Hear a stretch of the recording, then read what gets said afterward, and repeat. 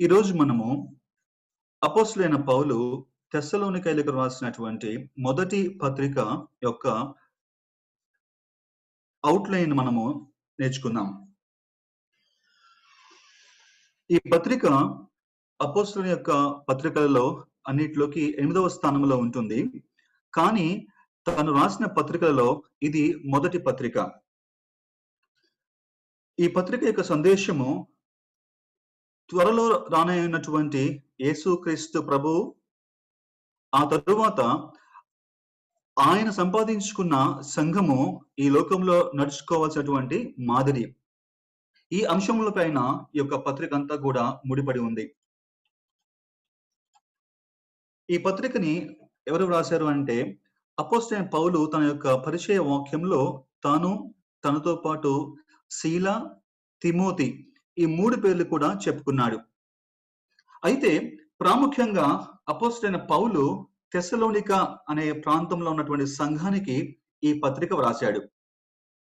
సుమారుగా క్రీస్తు శకము 52వ సంవత్సరం నుంచి 54, 52 నుంచి 54 ఆ మధ్యలో ఈ పత్రిక వ్రాశాడు. ఎక్కడి నుంచి రాశాడంటే తాను కొరింథు పట్టణంలో సువార్త ప్రకటిస్తూ సేవ చేస్తున్న సమయంలో ఈ పత్రికని తెస్సలోనికైలకు వ్రాశాడు.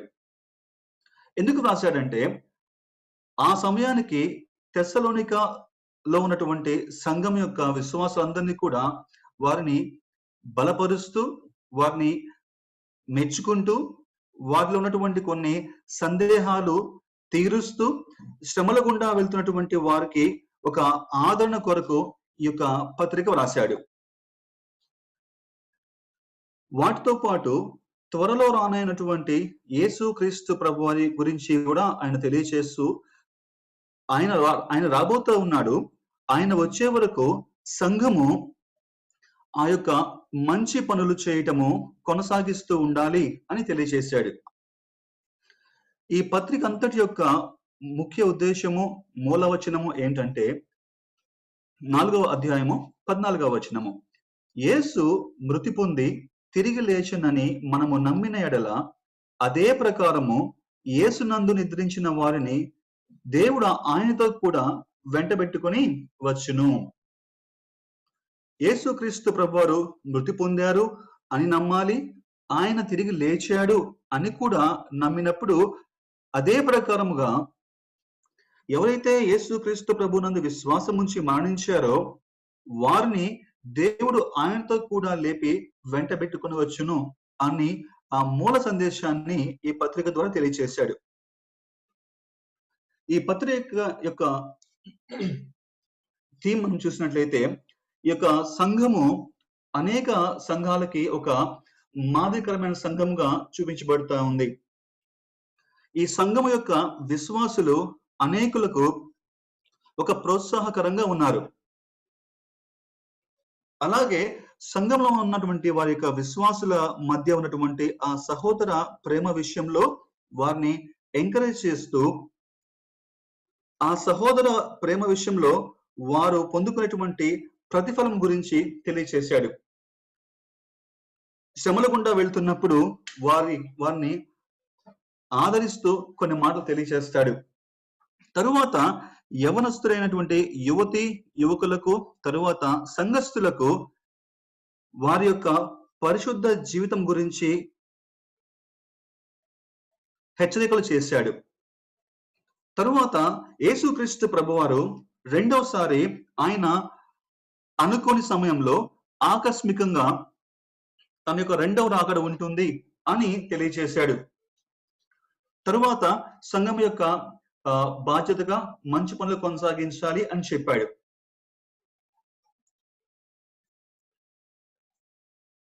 సంఘం ఎప్పుడు స్థాపించబడింది, పౌలు ఏ సమయంలో ఈ ప్రాంతంలో సేవ చేశాడు అన్న మాటలు మనం ఒకసారి చూసుకుంటే, అపోస్తలుడైన పౌలు తన యొక్క మొదటి మిషనరీ జర్నీ ముగించుకున్న తరువాత బర్నబా, పౌలులు ఇద్దరు వేరైపోతారు.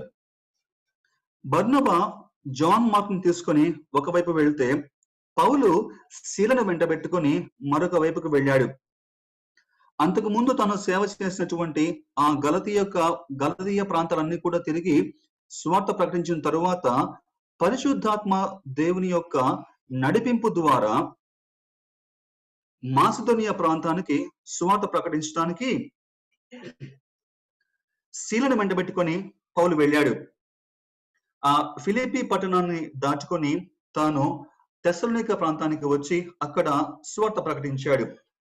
ఆ సంగతులన్నీ కూడా మనకు అపోస్తలుల కార్యముల గ్రంథము 17వ అధ్యాయము 1వ వచనం నుంచి 9వ వచనం వరకు కూడా ఆ సంగతులన్నీ కూడా వ్రాయబడ్డాయి. పౌలు శిలను వెంటబెట్టుకొని ఆ తెస్సలోనిక ప్రాంతానికి వచ్చి సుమారుగా 3 వారాలు అక్కడ సమాజ మందిరంలో వాక్యం బోధించాడు. 3 వారాలు వచ్చినాయి కనుక ఇంచుమించుగా ఒక 1 మంత్ టైం పాటు ఆ తెస్సలోనిక ప్రాంతంలో ఉండి అక్కడ సువార్త ప్రకటించాడు. ఎంతగా సువార్త ప్రకటించాడంటే కొన్ని సంగతులు మనము ముందు వింటాము. అద్భుతమైనటువంటి ఆత్మీయ సందేశాలు వాళ్ళకు నేర్పించాడు. చాలా సంగతులు వాళ్ళకు నేర్పించాడు. అయితే ఆ సమయంలో సువార్త ప్రకటించబడుతుండగా అనేకులు రక్షించబడ్డారు. యేసు క్రీస్తు ప్రభువునందు విశ్వాసం ఉంచారు. సంఘము అభివృద్ధి పొందుతా ఉంది. అయితే ఆ సమయంలో సువార్తకు వ్యతిరేకులు అనేకులు లేచి పౌలుకు తాను ప్రకటిస్తున్నటువంటి సువార్తకు ఎన్నో ఆటంకాలు తీసుకొని వచ్చారు. ఎందుకు ఆ యొక్క ఆటంకాలు అంటే ఆ సమయానికి తెస్సలోనిక పట్టణము రోమా ప్రభుత్వం యొక్క అధికారంలో ఉంటా ఉంది.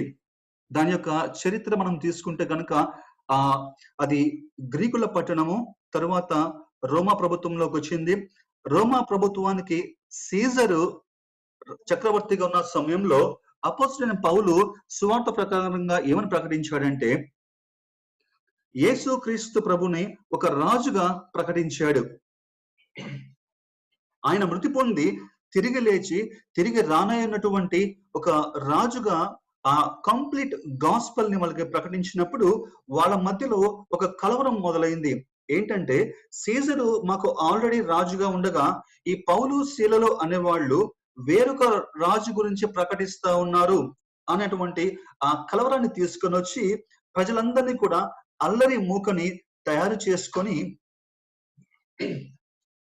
పౌలుని శీలని వాళ్ళు వాళ్ళ పైన దాడి చేశారు. దాడి చేసిన సమయంలో కొంతమంది విశ్వాసులు కలిసి ఆ సమయంలో పౌలుని శీలని ఆ ప్రాంతం నుంచి వాళ్ళు ప్రక్కనే ఉన్నటువంటి మరొక ప్రాంతానికి పంపించారు, బెరయాకు పంపించారు. తరువాత యాసోనుని ఆ కుటుంబ సభ్యులను అరెస్ట్ చేస్తారు, ఒక బెయిల్ తీసుకొని వాళ్ళని విడుదల చేస్తారు. ఇది ఆ యొక్క బ్యాక్గ్రౌండ్. అంటే కేవలము ఒక 3 వారాలు సమాజ మందిరంలో వాక్యం చెప్పడం ద్వారా ఆ తెస్సలోనిక సంఘము స్థాపించబడి అది చాలా చక్కగా అభివృద్ధి పొందింది, చాలా చక్కగా ఎదిగింది.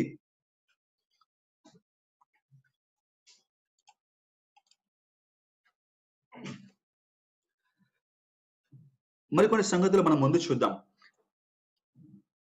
కొరింథు పట్టణం నుంచి పౌలు ఈ పత్రికను రాశాడు. మనం చదువుకున్నాం. తిమోతి ద్వారా ఈ యొక్క పత్రికని వాళ్ళ దగ్గర పంపించాడు.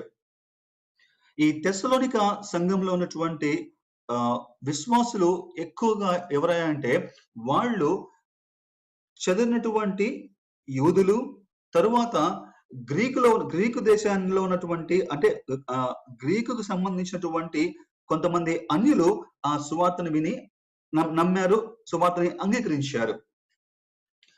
ఈ పత్రికలో పౌలు ఎట్లా ఉంటుందంటే మిగతా పత్రికలకి ఈ తెస్సలోనిక పత్రికలకి చాలా వ్యత్యాసం ఉంటుంది. ఏ విధంగా అంటే ఈ పత్రిక పౌలుకి చాలా వ్యక్తిగతమైనది, చాలా జ్ఞాపకాలతో నిండి ఉంటుంది. ఆ తెస్సలోనిక సంఘాన్ని తాను ఎంతగా ప్రేమించాడో, ఎంత పర్సనల్ అటాచ్మెంట్ ఉందో ఆ సంగతులన్నీ కూడా మొదటి 3 అధ్యాయాల్లో తాను తెలియజేస్తాడు. అంటే తను హార్ట్ టు హార్ట్ మాట్లాడుతున్నట్టుగా ఈ పత్రిక ఉంటుంది. మిగతా పత్రికలలో ఇంత పర్సనల్ గా మనం చూడము. తరువాత ప్రతిసారి కూడా వాళ్ళని ఒక సహోదర ప్రేమలో వారితో కంప్లీట్ గా బౌండ్ అయిపోయి మాట్లాడుతూ ఉంటాడు. అందుకే బ్రదర్స్ అనే మాట ఇంచుమించుగా మనకి ఇంత చిన్న పత్రికలోనే 14 సార్లు రిపీటెడ్ గా మనకు వినబడుతుంది. తరువాత వాళ్ళ కోసము తాను ఎంతో కన్సిస్టెంట్ గా ప్రార్థన చేస్తున్నటువంటి సంగతులు పౌలు తెలియచేసుకుంటాడు.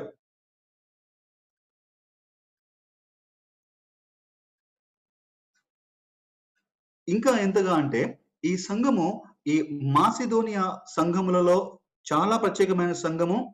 అటువంటి ఈ సంఘము చుట్టుపక్కల ఉన్నటువంటి అనేక సంఘాలకి ఒక మాదిరిని చూపించినటువంటి సంఘముగా పౌలు మెచ్చుకుంటాడు వాళ్ళను. కొంచెము దీని యొక్క బ్యాక్గ్రౌండ్ మీకు చెప్తాను. ఒకటి 2 నిమిషాల్లో. ఈ యొక్క తెస్సలోనిక పట్టణానికి చాలా పేరు ప్రఖ్యాతలు ఉన్నాయి. ఏ విధంగా అంటే అలెగ్జాండర్ ది గ్రేట్ ఆయన యొక్క కజిన్ సిస్టర్ యొక్క హస్బెండ్ తను అలెగ్జాండర్ దగ్గర సైన్యాధిపతిగా పనిచేస్తా ఉండేవాడు. అతనికి తన యొక్క వాటా కింద ఈ తెస్సలోనిక పట్టణము ఇవ్వబడుతుంది. తాను ఈ పట్టణాన్ని ఒక స్వతంత్ర పట్టణంగా డెవలప్ చేసి తన భార్య అయినటువంటి తెస్సలోనిక పేరే ఈ పట్టణానికి పెడతాడు. ఆ విధంగా ఒక స్ట్రాంగ్ ఆర్థడాక్స్ గ్రీక్ కల్చర్ లో నుంచి వచ్చినటువంటి ఆ నేపథ్యంలో ఉన్న పట్టణమే ఈ తెస్సలోనిక పట్టణము.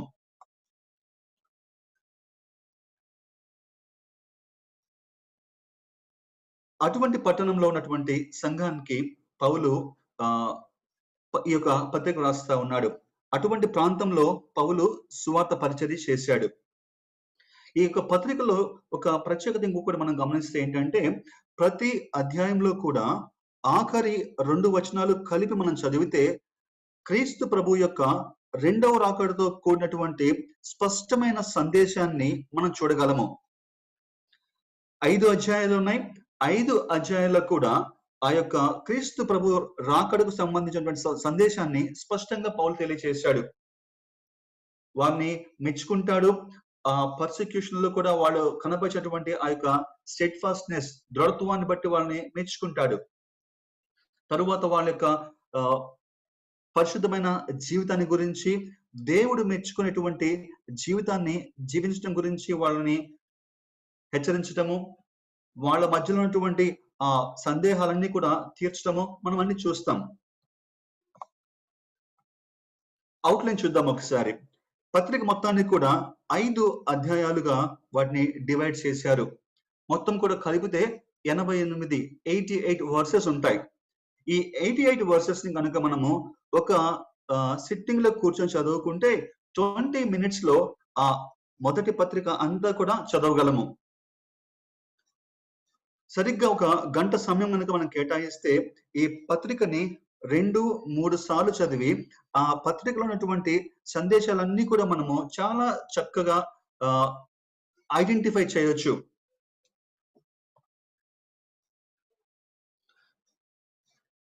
ఓవర్ చూసినట్లయితే ఈ 5 అధ్యాయాలను మనం డివైడ్ చేసుకుంటే మొదటి అధ్యాయంలో యేసుక్రీస్తు ప్రభువారిని ఆయన యొక్క రాకడని గురించి సమకూరుస్తూ 5 అధ్యాయాలు కూడా పొందుపరిచాడు.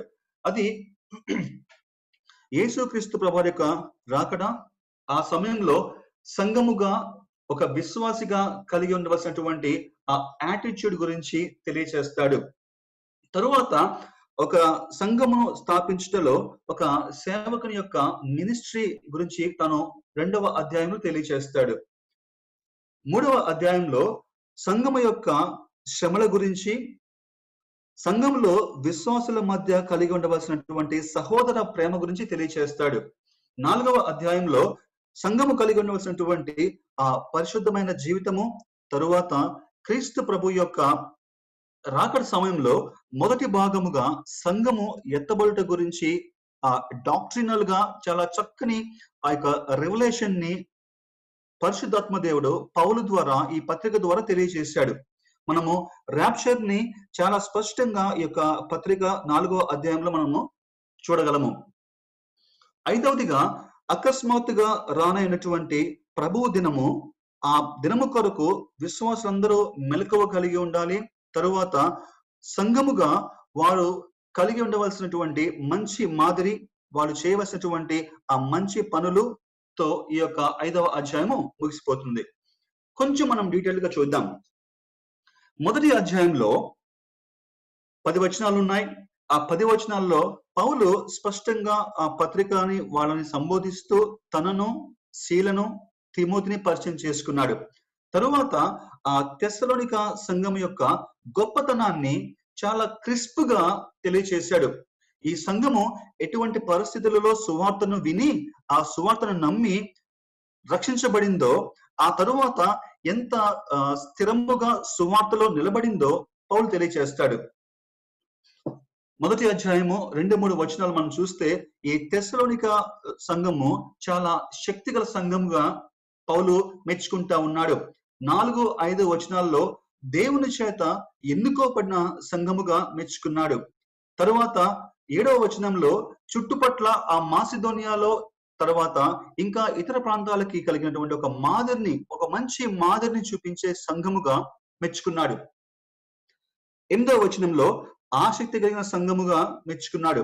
9-10 వచనాలలో దేవుని కొరకు, దేవుని యొక్క రాకడ కొరకు కనిపెట్టుకున్న సంఘముగా మెచ్చుకుంటాడు. క్లుప్తంగా ఉన్నటువంటి ఈ 10 వచనాల్లో ఎంత గొప్పగా ఈ సంఘాన్ని మెచ్చుకున్నాడంటే మనం అర్థం చేసుకోవాలి.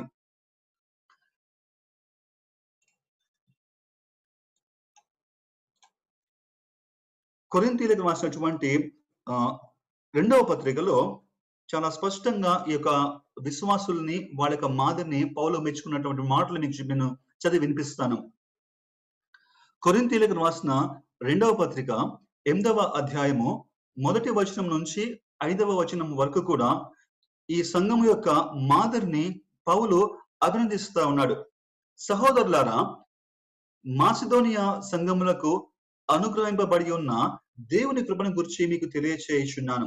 ఏలయనగా వారు బహుశ్రమల వలన పరీక్షింపబడగా అత్యధికముగా సంతోషించిరి. వాళ్ళు శ్రమలలో కూడా పరీక్షించబడినప్పుడు ఆ శ్రమలను బట్టి చాలా సంతోషించారు. మరియు వారు నిరుపేదలైనా కూడా వారి దాతృత్వము బహుగా విస్తరించిందట. వాళ్ళు చాలా పేద సంఘమైనా కూడా వాళ్ళు ఆ ఇచ్చే విషయంలో చాలా గొప్ప మనసు కలిగి ఉన్నారని పౌలు చెప్తా ఉన్నాడు. ఈ కృప విషయంలోను, పరిశుద్ధుల కొరకైన పరిచర్యలో పాలు పొందు విషయంలోను మనఃపూర్వకముగా మమ్మల్ని వేడుకొనొచ్చు. వారు తమ సామర్థ్యము కొలదీయ కాక సామర్థ్యము కంటే ఎక్కువగా ఇచ్చారని వాళ్ళకి సాక్ష్యం ఇస్తా ఉన్నాడు. ఇదియుగాక మొదట ప్రభువునకు దేవుని చిత్తము వలన మాకును తము తామే అప్పగించుకునిరి, ఇంతగా చేయుదురని మేము అనుకొనలేదు. పౌలు అంటున్నాడు, ఈ సంఘము ఇంత గొప్పగా, ఇంత గివింగ్ లో కానివ్వండి, ప్రభుని వెంబడించడంలో కానివ్వండి, ప్రభు యొక్క పరిచర్యలో సహాయకరంగా ఉండే విషయంలో కానివ్వండి, ఇంత గొప్పగా వాళ్ళు మాదిరిగా నడుచుకుంటారని పౌలే అనుకోలేదట. అటువంటి సాక్ష్యాన్ని తెలియచేస్తాడు. 2వ అధ్యాయంలో పౌలు ఒక కాపరిగా ఆ సంఘము కొరకు ఎంత ప్రయాసపడ్డాడో తెలియచేస్తా ఉన్నాడు. నిజమే, ఆ సంఘం యొక్క రక్షణ విషయంలో చాలా చాలా బర్డెన్ తీసుకుంటాడు పౌలు. ఎంతలా అంటే 2వ అధ్యాయంలో మనం కొన్ని మాటలు చూస్తే మనకి అర్థమవుతుంది. 2వ అధ్యాయము 4వ వచనం చదువుతా ఉన్నాను. సువార్తను మాకు అప్పగించుటకు యోగ్యులని దేవుని వలన ఎంచబడిన వారమై మనుషుని వలనను సంతోష పెట్టువారము కాక మన హృదయములను పరీక్షించు దేవునినే సంతోష పెట్టువారమై బోధించుచున్నాము. తర్వాత అంటాడు, అపోస్తులలో అయినందుకు వాళ్ళకి ఎంతో గొప్ప అధికారమున్నా, అధికారము చేయుటకు సామర్థ్యమున్నా, మనుషుల మధ్యలో కలుగు ఘనతని మాత్రము మేము కోరుకోలేదు, మా అధికారాన్ని మేము చూపించుకోలేదు, ప్రేమతోనే మీ మధ్య సేవ చేశాను అని అంటాడు. ఈ యొక్క పత్రిక ద్వారా సువార్త ప్రకటిస్తూ దేవుని యొక్క సేవలో మనం కలిగి ఉండవలసినటువంటి మాదిరిని తాను ఎలా చేసి చూపించాడో పౌలు తెలియజేస్తా ఉన్నాడు. మనుషులు సంతోషపెట్టడం కాదు నేను చేస్తా ఉంది ఈ సేవ, మనుషుల హృదయాలు సంతోషపెట్టడం కోసం కాదు, కానీ దేవుణ్ణే సంతోష పెట్టడానికి చేస్తున్నాను అంటాడు. దేవుడు మాకు అపోస్తలత్వం ఇచ్చాడు, అధికారం ఇచ్చాడు, కానీ మేము వాటిని వినియోగించము. మనుషుల మధ్యలో ఆ ఘనత మేము కోరుకోము అంటూ ఉన్నాడు. ఇంకొక అడుగు ముందుకేసి 2వ అధ్యాయంలో ఏమంటాడంటే, మీరు మాకు ప్రియులై ఉంటే కనుక మీ యందు విశేషాపేక్ష గలవారమై దేవుని సువార్తను మాత్రము కాక మా ప్రాణములను కూడా మీకిచ్చుటకు సిద్ధపడి ఉంటిమి. 2వ అధ్యాయము 8వ వచనంలో సువార్త కొరకట ఆ సంఘాన్ని ఎంతగా ప్రేమించాడంటే, వాళ్ళు తన హృదయానికి ఎంత ప్రియమైన వారిగా ఎంచుకున్నాడంటే, వాళ్ళ యొక్క రక్షణ కొరకు తన ప్రాణాలు కూడా ఇవ్వటానికి సిద్ధంగా ఉన్నాడట. ఇది చెప్పడానికి నేను చెప్తున్నాను కానీ ప్రాక్టికల్ గా నా మటుకు నాకు ఇది ఎంత ఎలాంటి ఒక సాక్రిఫైస్ తో కూడినటువంటి మాటో నాకైతే స్పష్టంగా అర్థమవుతా ఉంది. ప్రాణాలు ఇవ్వడానికి కోసం కూడా సిద్ధపడటం అనేది అది సామాన్యమైన విషయం కాదు. నోటి మాటలతో చెప్పినంత సులువు కాదు. కానీ పౌలు అంతగా వాళ్ళని ప్రేమించాడు. దేవుడు అంత భారాన్ని ఇచ్చాడు. తరువాత ఈ సంఘము కూడా సువార్తను బట్టి విశ్వాసుల కొరకైనటువంటి ప్రయాసని ఎంతో యాక్సెప్ట్ చేసింది. ఎంతలా అంటే వాళ్ళని ఎంత హింసించినా కూడా వాళ్ళు సంఘపక్షముగా ఆ హింసని సహించడానికి వాళ్ళు ఓర్చుకున్నారు, దాన్ని అంగీకరించారు. ఆ పర్సిక్యూషన్ లో కూడా వాళ్ళు చాలా ఒబీడియంట్ గా, హంబుల్ గా దేవుని కొరకు నిలబడ్డారు. మనము ఆ సంగతులన్నీ కూడా ఆ 2వ అధ్యాయము మధ్య భాగాలు మనం చూడొచ్చు. తర్వాత పౌలు అనేక సార్లు ఆ యొక్క తెస్సలోనిక సంఘాన్ని కలుసుకోవాలి, వాళ్ళని చూడాలని అని ఆశపడినప్పుడు సాతాను ఆటంకపరిచినట్లుగా, కాబట్టి తాను ఈ యొక్క పత్రిక రాస్తున్నట్లుగా చాలా సంగతులు తెలియచేస్తాడు. వాళ్ళ విషయమైనటువంటి ఆనందము తాను వాళ్ళకి తెలియచేసుకుంటాడు. 3వ అధ్యాయంలో 2 భాగాలుగా దాన్ని మనం చదువుకోవచ్చు. మొదటి భాగము సహోదరుల కొరకు, అంటే ఒక సంఘముగా విశ్వాసులు ఒక పర్సిక్యూషన్ గుండా వెళ్తా ఉన్నప్పుడు వారి పట్ల ఒక భారము కలిగి, చింత కలిగి, ఆసక్తి కలిగి వారి కోసం ప్రార్థించేటువంటి ఒక విశ్వాసిగా, సహోదరునిగా, సేవకునిగా పౌలు తను కనబరుచుకుంటాడు.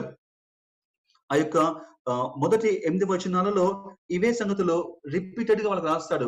మీరు పడుతున్న శ్రమ నాకు తెలుసు, కష్టం నాకు తెలుసు, మీరు ఎంతో ఓర్చుకుంటా ఉన్నారు, మీ విషయమై నేను ఎల్లప్పుడూ కూడా ప్రార్థన చేస్తా ఉన్నానని చెప్పుకుంటాడు. తరువాత వాళ్ళు సహోదర ప్రేమలో, దేవుని ప్రేమలో వాళ్ళు బహుగా అభివృద్ధి పొందాలి అని వాళ్ళని ఎంకరేజ్ చేస్తాడు. 9 నుంచి 13 వచనాల వరకు కూడా ఆ ఎంకరేజివ్ మాటలు మనం చూడొచ్చు. చిన్న చిన్న అధ్యాయాలు కానీ గొప్ప ఆత్మీయ సందేశాలు ఉన్నటువంటి పత్రిక ఈ యొక్క తెస్సలోనిక పత్రిక.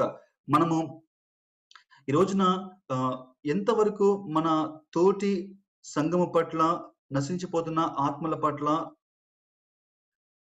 అటువంటి భారము, చింత మనం కలిగి ఉన్నామో, ఒక సంఘముగా ఒక తెస్సలోనిక సంఘానికి ఆ సంఘము చూపిస్తున్న మాదిరిని అనుసరించే సంఘముగా మనం ఉండాలని ఆశపడదాం. పేపర్లో చూస్తా ఉంటే, పత్రికలు చూస్తా ఉంటే ఎంతో మంది ఈ రోజున ఈ ప్రస్తుత కాలంలో చనిపోతా ఉన్నారు. అనారోగ్యాలతో, వైరస్ తోటి, తర్వాత ఈ ప్రతికూల వాతావరణంలో డబ్బులు లేక, ఆకలితో, నీళ్లు లేక, ప్రయాణాలు చేయలేక ఎంతో మంది చనిపోతా ఉన్నారు. ఈ రోజున ఒక పేపర్లో ఒక చిన్న న్యూస్ చూస్తే దాన్ని చూసి నా కన్నీళ్ళని ఆపుకోలేకపోయాను. ఓ తల్లి ఆ యొక్క స్టేషన్ లో ప్రయాణం చేస్తా అన్నం లేక తను చనిపోయినప్పుడు తన యొక్క చిన్న పిల్లవాడు ఆమె చనిపోయింది అన్న సంగతి కూడా తెలియకుండా ఆమెని లేపుతున్నటువంటి ఆ యొక్క దృశ్యాన్ని చూస్తా ఉంటే, దేవుడు మనకైతే చక్కగా ఈ యొక్క వాక్యం వినేటువంటి ఈ కంఫర్ట్ జోన్ మనకి ఇచ్చాడు. ఎవ్రీడే మనం వాక్యం చెప్పుకుంటా ఉన్నాం, బలపెడతా ఉన్నాం. కానీ ఈ చుట్టూరా నష్టము జరుగుతానే ఉంది. అనేకులు నశించిపోతానే ఉన్నారు.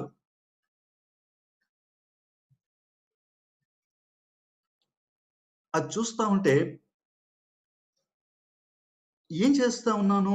ఏం చేస్తా ఉన్నాము? చేసేది కరెక్టేనా? అన్నటువంటి ఆ స్ట్రగుల్ హృదయాన్ని ముక్కలు చేస్తా ఉంది. ఆ డెడ్ బాడీస్ చూస్తా ఉంటే, వాళ్ళ కన్నీళ్లు చూస్తా ఉంటే, ఎవరు ఆదరిస్తా ఉన్నారు వాళ్ళని? ఎవరు పట్టించుకుంటా ఉన్నారు? ఒక సంఘముగా, ఒక సంఘం యొక్క బాధ్యత ఎంతవరకు మనం నిర్వర్తించగలుగుతా ఉన్నామనేది నా మటుకు నాకు అది ఎంతో అది వేధిస్తా ఉంది వ్యక్తిగతంగా నన్ను.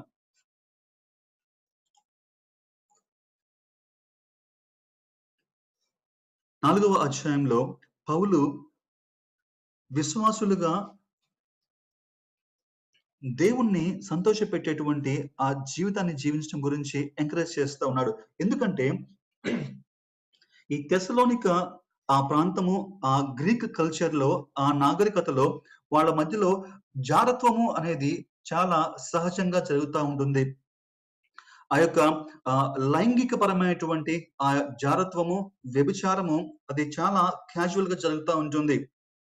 అటువంటి నేపథ్యంలో నుంచి రక్షించబడినటువంటి ఆ సంఘములో యువతీ, యువకులు, ఆ యంగ్ పీపుల్ తరువాత ఆహ్, సంఘంలో ఉన్నటువంటి విశ్వాసులందరూ కూడా ఆ జారత్వమును అసహించుకొని పరిశుద్ధత కలిగి జీవించాలన్నదే దేవుని యొక్క చిత్తము అని తెలియచేస్తూ, ఆ పరిశుద్ధతను కాపాడుకోవటమే దేవుని యొక్క అంటే దేవుని సంతోషపెట్టేటువంటి జీవితము అని వాళ్ళని ఎంకరేజ్ చేస్తా ఉన్నాడు. ప్లస్ వాళ్ళని హెచ్చరిస్తా ఉన్నాడు. మీరు జాగ్రత్త. మీరు బ్రాటప్ అయినటువంటి ఈ కల్చర్ మీ మీద ప్రభావం చూపించొచ్చు. కాబట్టి మీరు ఆ జారత్వాన్ని ఎంత మాత్రం కూడా మీరు దగ్గరికి రానివ్వమాకండి. నిజమే. ఈరోజు మన సంఘంలో కూడా ఇది ఎంతో ఒక గొప్ప హెచ్చరిక.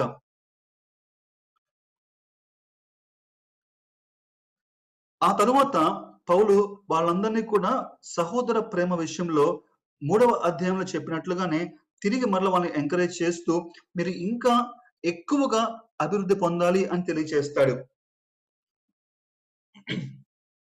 సరిగ్గా ఈ మాటలను చెప్పిన తరువాత ఆ సమయానికి ఏమైందంటే పౌలు ఆ 3 వారాలలోనే తెస్సలోనిక సంఘానికి ఎన్ని సంగతులు చెప్పాడంటే అద్భుతమైనటువంటి డాక్ట్రిన్స్ చెప్పాడు వాళ్ళకి. క్రీస్తు ప్రభువు యొక్క మొదటి రాకడ, రక్షణ, పునరుద్ధానము, సంఘము, తరువాత క్రీస్తు ప్రభువు యొక్క రెండవ రాకడ, ఈ సంగతులన్నీ కూడా తెలియచేశాడు. అయితే ఏమైందంటే క్రీస్తు ప్రభు యొక్క రెండవ రాకడ గురించి తెలియచేసినప్పుడు వాళ్ళు దాన్ని ఎంత సీరియస్ గా తీసుకున్నారంటే ఆ సంఘంలో వాళ్ళు ఇక పనులు చేయడం మానేశారు. ఇదిగో క్రీస్తు ప్రభు రాబోతా ఉన్నాడు, కనుక మనం పని చేసి వేస్ట్ అనుకొని కూర్చొని తింటా ఉన్నారు. ఈ సంగతి తిమోతి ఆ సంఘంలో అంతా పరిశీలించి పౌలుకి వచ్చి చెప్పినప్పుడు పౌలు ఆ యొక్క సంగతిని కూడా ఈ లెటర్లో అడ్రస్ చేస్తా ఉన్నాడు. ఏమనంటే మీరు క్రీస్తు ప్రభు యొక్క రాకడ కొరకు ఎదురు చూస్తా ఉన్నారు, చాలా సంతోషమే. అయితే మీరు కష్టపడే ప్రతి వాడు కూడా తన యొక్క కష్టంతో మీరు బతకండి. క్రీస్తు ప్రభు యొక్క రాకడ వరకు కూడా మీరు పని చేస్తూ ఉండాలి, కానీ పని మానేసి కూర్చొని తినకూడదు అని చాలా సున్నితంగా వాళ్ళని హెచ్చరించాడు.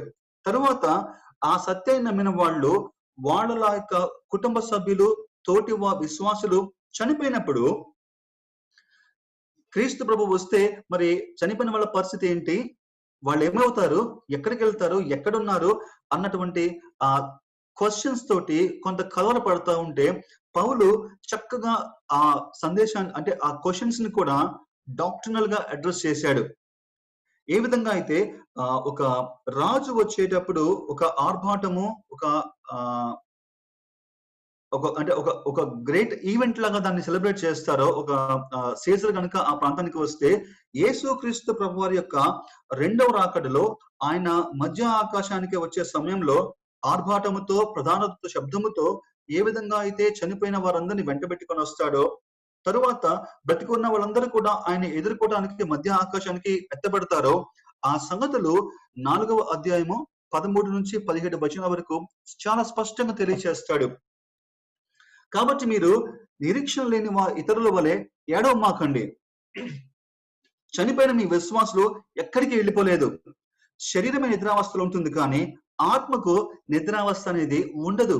కనుక ఆయన తిరిగి వచ్చేటప్పుడు మొదటగా చనిపోయిన వాళ్ళందరినీ కూడా తనతో కూడా వెంటబెట్టుకొని వస్తాడు. ఆ సమయానికి మనం బ్రతికి ఉంటే మనము కూడా ఆయన్ని ఎదుర్కోవడానికి ఆకాశ మండలం మీదకి ఎక్కిపోతాము అని వాళ్ళకి డాక్ట్రినల్ గా ఆ సత్యాన్ని మరలా తెలియచేసి వాళ్ళని స్థిరపరిచాడు.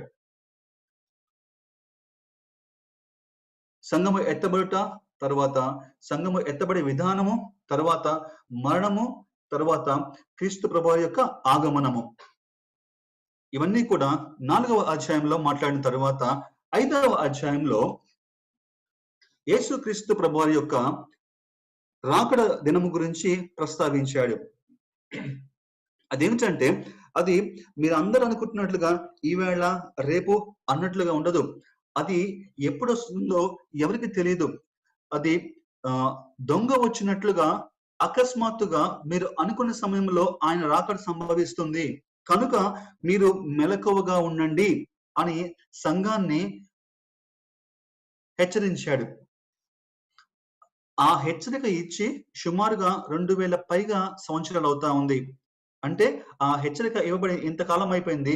మనము ఆయన రాకడికి 2000 సంవత్సరాలు దగ్గరకు వచ్చేసాం.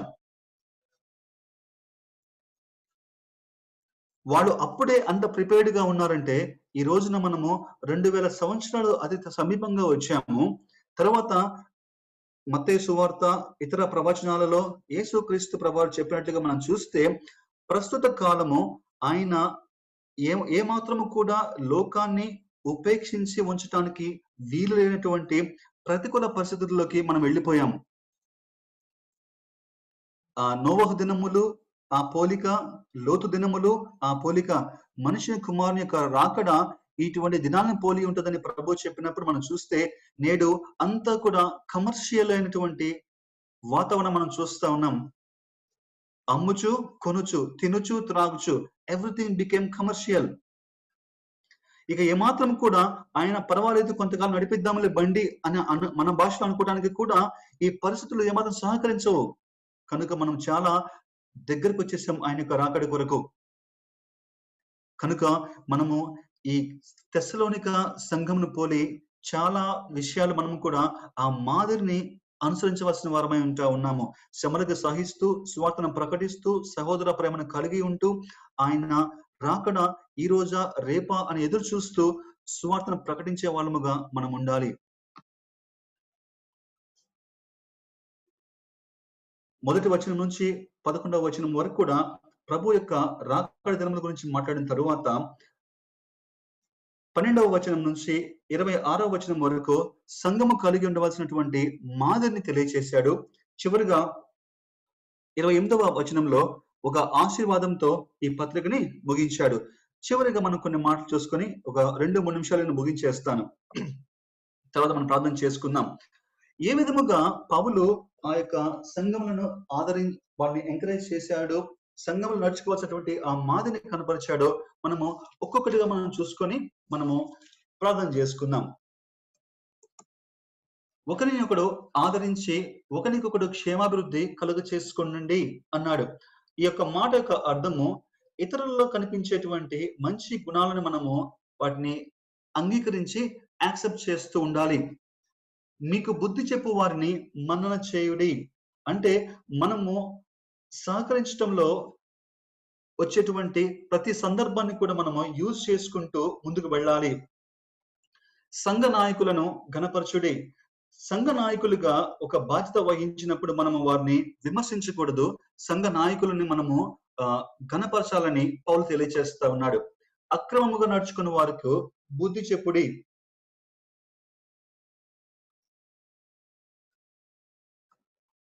ధైర్యము చేయని వారిని ధైర్యపరచుడి. బలహీనులకు ఊతమివ్వుడి. బలహీనుల కొరకు ప్రార్థన చేయటము, బలహీనుల పట్ల ప్రేమ చూపించి వాళ్ళని ఆదరించడం మనము అలవాటు చేసుకోవాలి. అందరి ఎడల దీర్ఘశాంతం కలిగినుడి. కోపము వచ్చే సందర్భాలను మనము గ్రహించుకొని కోపపడే విషయంలో ఒక చక్కని తీర్మానాలు కలిగి ఉండి ఆ పరిస్థితుల్ని హ్యాండిల్ చేయడం మనము నేర్చుకోవటము ప్రాక్టీస్ చేసుకోవాలి. ప్రతి కీడు ఎవరికి చేయకూడదు. ఆ విధంగా చేయకుండా మనం జాగ్రత్త పడడం మనం నేర్చుకోవాలి. ఎల్లప్పుడూ కూడా ప్రభువునందు సంతోషంగా ఉండటం మనం నేర్చుకోవాలి. ఎడతెగక ప్రార్థన చేయడం మనం నేర్చుకోవాలి. ఎడతెగక అంటే అర్థము కంటిన్యూస్ గా చేయమని కాదు. అంటే అది ప్రాక్టికల్ గా సాధ్యపడేది కాదు. దాని యొక్క అర్థం ఏమిటంటే, నీకు రోజుకి 3 సార్లు దానియేలు వలె ప్రార్థన చేసే అలవాటు ఉంటే, ఎటువంటి పరిస్థితుల్లో కూడా ఆ 3 సార్లు ప్రార్థన చేయటాన్ని నువ్వు మిస్ చేసుకోవద్దు. నీ ప్రయాణాలు సాకుగా చూపించో, నీ యొక్క హెల్త్ ని సాకుగా చూపించో, లేకపోతే నీ యొక్క బిజీ స్కెడ్యూల్ సాకుగా చూపించో, దాన్ని నెగ్లెక్ట్ చేయమాక. నీకు రోజుకి ఒకసారి చేసే అలవాటు ఉన్నా, 2 సార్లు చేసే అలవాటు ఉన్నా, 3 సార్లు, 5 సార్లు ఎటువంటి నీ యొక్క క్రమను కలిగి ఉన్నావో ఆ క్రమము విషయంలో ఎడతెగక ప్రార్థన చేస్తా ఉండు. దాన్ని పోగొట్టుకోమాక ఆ యొక్క స్పిరిట్ ని అని దాని యొక్క అర్థం. ప్రభువు విషయమందు కృతజ్ఞతాస్తుతులు చెల్లించుడి. దేవుని చేసినటువంటి మేలులు తరచూ జ్ఞాపకం చేసుకుంటూ వాటిని బట్టి ప్రభుని స్తుతించటము విశ్వాసకి తగినది. ఆత్మను ఆర్పకుడి. మనలో పనిచేసినటువంటి పరిశుద్ధాత్మ దేవుణ్ణి ఆయన పని చేస్తా ఉండగా, హెచ్చరిస్తా ఉండగా, గద్దిస్తా ఉండగా, మనకి బోధిస్తా ఉండగా, మన యొక్క పాపము చేత పరిశుద్ధాత్మ యొక్క పనిని మనము ఆపివేసి పరిశుద్ధాత్మ దేవుని యొక్క స్వరాన్ని మనం వినకుండా నొక్కి పట్టటము, ఆత్మను ఆర్పటము.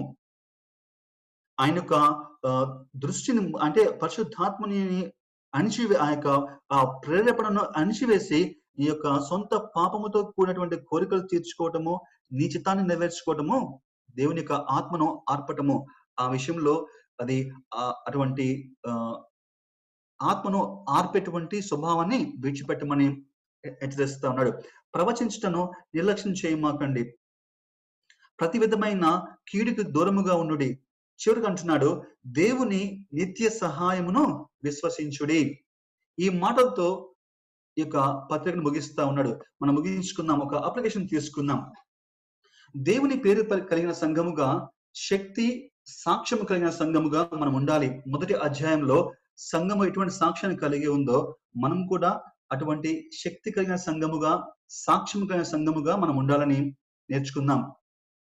దేవుని కొరకు సేవకునిగా, విశ్వాసిగా, ఆత్మల కొరకు శ్రమ పడటానికి ఇష్టపడదాం. శ్రమని సహించుకుందాం. దేవుని సంతోషపెట్టే జీవితాన్ని జీవించుదాం. పరిశుద్ధతలో, ప్రేమలో పరిపూర్ణులుగా ఎదుగుటకు ప్రయాసపడదాం.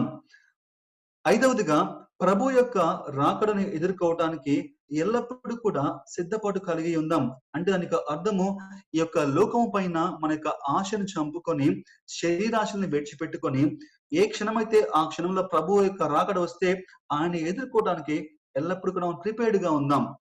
మనము ఈ లోకంకు ఉన్నటువంటి ఆ యొక్క బాండింగ్స్ ని వీలైనంత వరకు అన్నిటిని కూడా మనం కట్ చేసుకుందాం. ప్రభు యొక్క దినమును కనిపెట్టుకుంటూ మెలకువగా ఉందాం.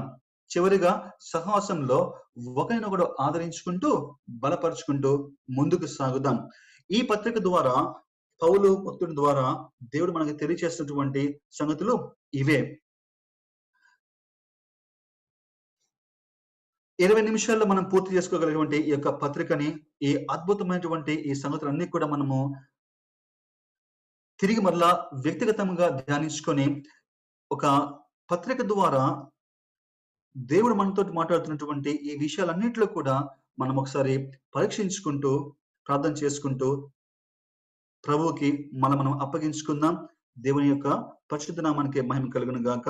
ఆమేన్. తలలు వంచండి, ప్రార్థన చేసుకుందాం. ప్రేమ కలిగిన మా తండ్రి, పరిశుద్ధుడమైన మా దేవ, నీకు వందనములు, స్తోత్రములు చెల్లిస్తున్నాం నాయన. కేవలము ప్రభువా 3 వారాలు, ఒక నెల సమయంలో తెస్సలోనిక సంఘమును మీరు రక్షించుకొని, సంఘముగా సమకూర్చుకొని, వారు ఒక శక్తి కలిగిన సంఘముగా, మంచి మాదిరి కలిగిన సంఘముగా ఎదుగునట్లుగా మీరు ఎంత ఆశీర్వదించారో, నాయన మేము చూస్తా ఉన్నాం. ప్రభువా మేము కూడా నాయన ఒక సంఘముగా సమకూర్చబడి ఎన్నో సంవత్సరాలు అవుతా ఉంది ప్రభువా. ఒకసారి మా ఆత్మీయ జీవితాన్ని ఆ యొక్క సంఘం యొక్క సాక్ష్యంతో మేము పోల్చుకుంటా ఉన్నాం. మేము ఎక్కడ ఉంటా ఉన్నామో ఆ పోలికలో యథార్థముగా ఒప్పుకుంటూ సరిచేసుకోవడానికి ఇష్టపడతా ఉన్నాం. కనికరించండి, మమ్మల్ని సరిచేయండి, మమ్మల్ని కూడా బలపరచండి ప్రభువా. మాలో ఉన్నటువంటి కొన్ని ఏమైనా లోపాలు ఉన్నటువంటి లోపాలను మీరు సరిదిద్దండి ప్రభువా, సరిచేయండి, బలపరచండి. ఒక సంఘముగా, వ్యక్తిగతంగా కూడా మా ప్రభువా మా యొక్క పరిశుద్ధతను కాపాడుకుంటూ, ప్రేమలో అభివృద్ధి పొందుతూ ముందుకు సాగడానికి సహాయం దయచేయండి.